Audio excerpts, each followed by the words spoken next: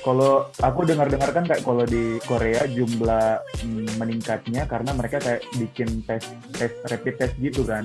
Makanya kayak Mm-mm. cepet banget dapat info mana Mm-mm. yang positif. Kalau di sana gimana Mm-mm. pasiennya kayak kita individualnya datang ke rumah sakit karena ada keluhan atau memang ada dari pemerintah datang buat rapid test?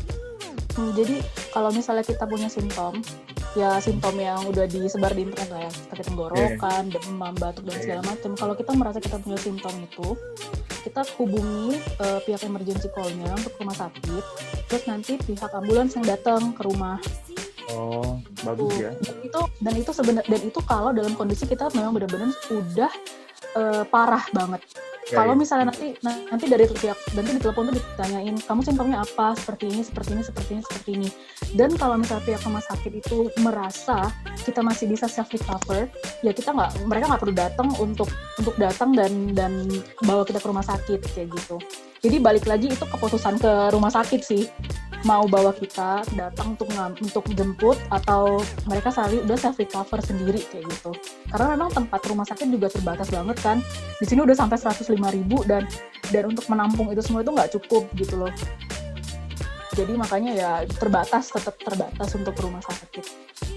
Iya benar juga ya. Oke, sekarang balik ke kuliah. Nih, sharing dong. Sekarang kuliahnya ambil jurusan apa? Terus kuliahnya kayak gimana? Kalau di Itali, cerita-cerita sama kita. Gimana? Tahun Oke, keberapa di sekarang kuliah? jadi aku kuliah di University of Pisa, jurusan Data Science and Business Informatics. Oke. Jadi ya Sama agak-agak ya, peminatan yang sama. Data Science and Business Informatics. Tapi sebenarnya aku sendiri itu lebih senang ke Computer Science. Jadi sebenarnya ambil Data Science itu untuk apa ya? Untuk cari tahu lah, karena tren kan juga. Nah, untuk sekarang itu kan semuanya udah online learning. Jadi semuanya biasa lah pakai aplikasi Zoom untuk kuliah kayak gitu. Dan sekarang itu aku dengar-dengar ya, biarpun nanti udah nggak lockdown lagi, dengar-dengar online learning itu bakal tetap di-extend, Nah, bakal tetap tetap diperlukan. diperpanjang kayak gitu. Dan sekarang tuh yang lagi struggle-nya tuh adalah terkait masalah ujian. Karena di Italia itu kan ujiannya tuh mencakup 3 aspek. Written test, oral test, sama project. Iya, Nah, iya. yang Benar kayak paling kita yang lalu juga. jadi gimana ya? Itu yang ribetnya itu nanti bakalan di semuanya ribet, nggak hanya di salah satu aspek. Karena written test balik lagi harus tulis kan, ujian tulis, dan gimana si profesor itu harus mengawasi seluruh siswanya ketika ada video conference kayak gitu. Nah, kemarin tuh aku cerita-cerita sama salah satu teman ya, anak ekonomi. Um, ada profesor yang menyarankan untuk melakukan record ketika ujian. Sehingga kalau misalnya ada seseorang yang cheating, itu bisa ketahuan gitu. Nah, Oh tapi ya. balik lagi, ada regulation yang di Italia yang menyatakan bahwa nggak boleh adanya record ketika ujian. Ketika ujian itu dilarang oleh undang-undang gitu. Nah, balik lagi, jadi gimana kita mau buat ujian itu supaya benar-benar fair. Si mahasiswa tidak bisa kesempatan untuk cheating, dan juga si profesor jadi merasa terpuaskan gitu loh. Oh iya, nih mahasiswa kita yakin Ya, dia ada nggak trust akan juga cheating ya. gitu. Nah gitu, itu sekarang lagi ada pembahasan sih di situ gitu. Aku dengar pembahasan itu dari temanku. Nah, dan itu benar juga sih. Dan apalagi kalau misalnya even kita pun oral exam, mungkin orang mikirnya kan bisa dari Skype gitu. Nggak kayak gitu, karena even kita oral Skype, oral exam, misalnya pun kita via Skype, kita tuh harus ngejelasin satu-satu materi Iya. kita di kertas. Jadi itu bakalan ribet gitu. Nah, kalau misalnya yang examnya project ya bisa hosting kan, atau bisa di GitHub dan segala Iya. macam gitu. Dan yang Jadi online juga. dan itu yang masalah itu ya, yang dua itu, written sama oral exams. Tapi memang Italia cukup cukup cepat sih dalam penanggulangan. Jadi kayak tanggal 10 Maret tuh udah diberlakukan untuk lockdown seluruhnya, dan gak berapa lama, cuma selang beberapa hari gitu, udah langsung semua online. Semua pembelajaran tuh online. Jadi memang benar-benar penanggulangan untuk online learning-nya itu benar-benar cepet banget. Ya, Dan bagus semua kayak. dosen dan semua dosen itu tetap ingin fair gitu. Biarpun online learning, kita nggak mau ada mahasiswa yang diberi kelonggaran untuk mendapatkan nilai. Ya biarpun kalian online learning, ya tetap examination-nya harus Sama. tetap sama gitu. Dan itu yang agak susah gitu untuk kita sebagai mahasiswa, beratnya di situ gitu loh.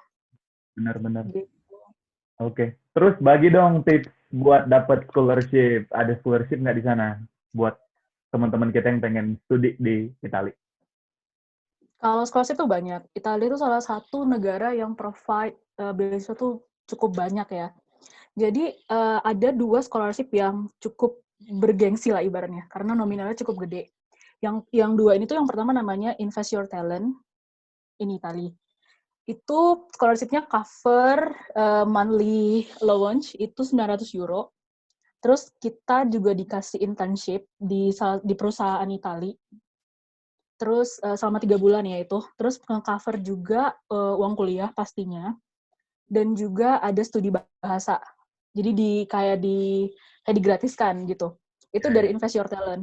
Nah, kalau misalnya dari yang kedua itu ada dari namanya Maici. Maici ini tuh dari kalau di Indonesia itu kayak Kementerian Luar Negerinya Oh Itali. ya Kemenlu ya.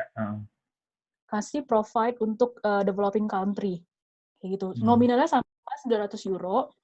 Terus dapat juga insurance. Bedanya dari IET, dari Invest Your Talent tuh kita Maici itu dapat insurance.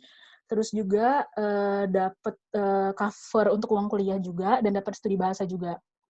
Ini 2 yang cukup bergengsi. Tapi balik lagi dapetinnya itu agak sedikit susah karena harus seleksinya cukup ketat kan. Tapi ada juga di sini namanya regional scholarships. Jadi kalau aku kasih contoh ya, kalau kayak Indonesia itu regional scholarship itu kayak dari provinsi Sumatera Utara nyediain scholarships untuk mahasiswa kayak gitu. Nah, nanti itu berarti dari pemerintah regionalnya memberikan scholarship. Nah, seleksinya itu cukup mudah. Kenapa? Karena itu dari income, dari pendapatan di orang tua si mahasiswa. Nah, karena Oh, itu dari income, ya kita tahu kan Indonesia itu ya pastilah income-nya itu di bawah Italia. Jadi kemungkinan besar untuk mahasiswa Indonesia itu dapat itu gede banget. Nah, apa yang di-cover? Yang di-cover itu tuh pertama kita akan dapat asrama, tempat tinggal. Jadi kita nggak perlu mikirin rent yang begitu tinggi gitu. Terus yang kedua itu kita dapat makan, uang makan. Uang makan itu bisa reduction, jadi pengurangan biaya makan, atau bisa dapat free makan, tergantung regionalnya masing-masing. Jadi tiap regional itu nominalnya beda-beda. Sama yang ketiga itu dapat cover uang kuliah. Dan yang keempat itu dapat juga uang saku. Nah, balik lagi itu nominalnya beda-beda tiap region. Kalau dipisah sendiri itu ya cover semuanya dan itu cukup lumayan sih bertahan di sini. Dan untuk renewal balik lagi ke semua scholarship itu tuh jangka waktu setahun per tahun akademik.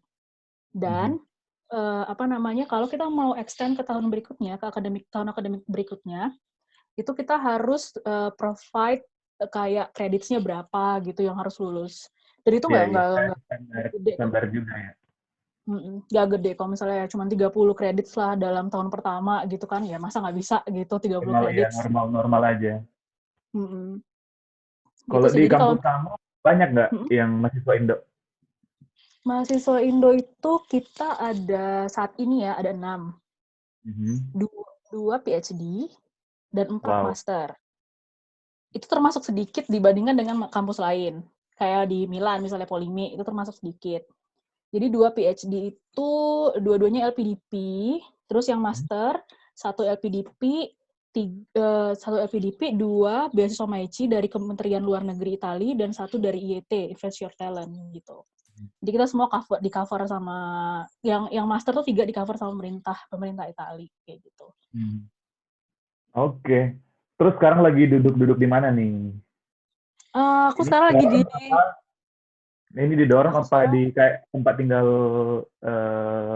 kayak rumah sewa gitu? Nah, jadi aku di sini itu nggak di dorm, aku lebih prefer untuk ngeren apartemen, jadi sharing Ya. sama teman-teman Italia juga. Nah, kebetulan mereka tuh lagi pulang karena wabah ini kan, jadi mereka Ya. balik semua ke ke rumah masing-masing, dan aku lagi di balkon tempat kamar aku. Coba dong, Li, kasih lihat ke teman-teman suasana balkonnya kayak apa. Oke. Ini kebetulan lagi apa sih namanya? Matahari baru terbit gitu.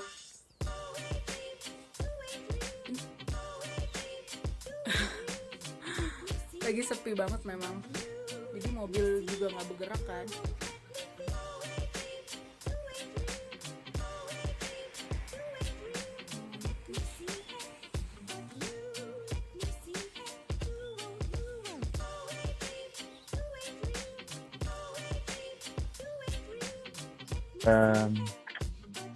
Aku mau minta tips buat teman-teman yang aku kan sekarang lagi ngajar nih di kampus.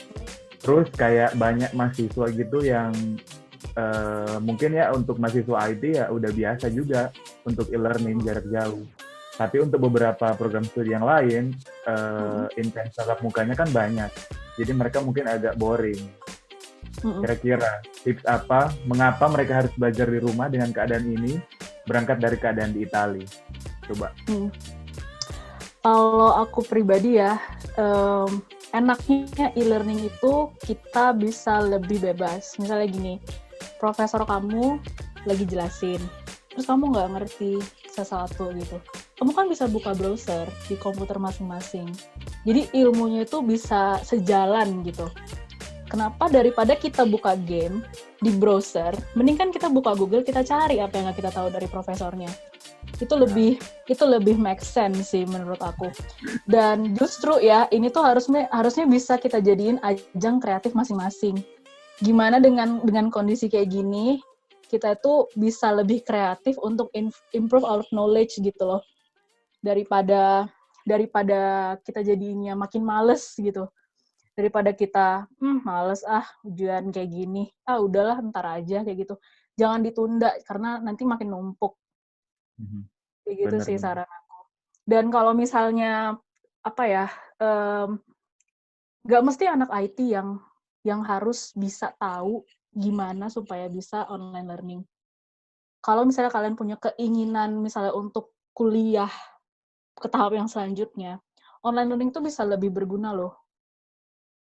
Misalnya kalian mau dapat online certificate dari Harvard, dari Stanford gitu. Itu juga punya kita juga punya kan? Iya, online course juga itu kesempatan yang besar juga sih untuk dilatih dari sekarang kayak gitu.